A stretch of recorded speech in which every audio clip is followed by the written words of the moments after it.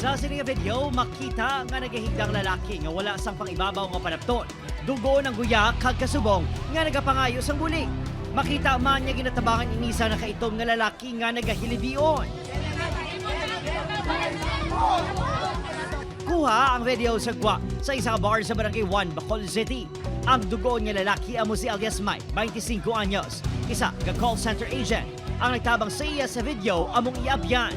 Sa investigasyon sa kapulisan, ginbuno si alias Mike ni alias Rolf, 22 anyos sa Barangay Villamonte. Nakagom ini sang pila sa baba kag likod. Ginsulong sang suspect ang biktima matapos sanugid ang iya magulang nga nakaaway sang biktima sa sulod sang bar. May magulang ini nga amugid ang una nga nagka-trouble. Nagpuli siya kag nanugid siguro sa iyang manghod. Di magbalo siguro kay base ang ambal dito daw na dihado ang iyang magulang. Gilayon niya na arestong suspect. Sa interview sa news team, aminado ini nga nagbalo siya bangod sa natabo sa iya utod.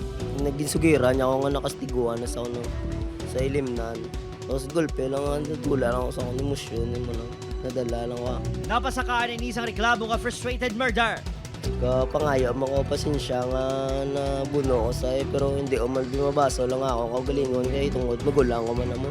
Wala pa sa pahayag ang himata sa biktima. Padayon pa inig ang ginabulong sa ospital. Gipadulungan sa news team ang tagdumalahan sang bar kung sa di natabong insidente apang wala sang nagatubang sa amon.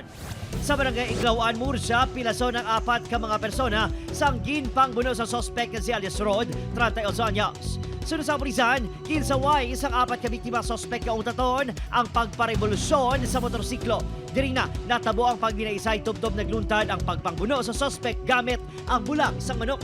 Ginsaway ni sang taga dito ang aton nga suspect nga gapa revolusyon basing nga motor ti gabi na medyo gahod nagkabot sa punto nga may linalisay heated altercation kag nagtinapungulay. Esabli ng kondisyon sa 4 ka biktima, nakaaguman sa mga pilas ng suspect nga ginbasakaan sa reklamo nga frustrated homicide. Upod, Kiril Casillo, Adrian Retos, 1 Western Visayas.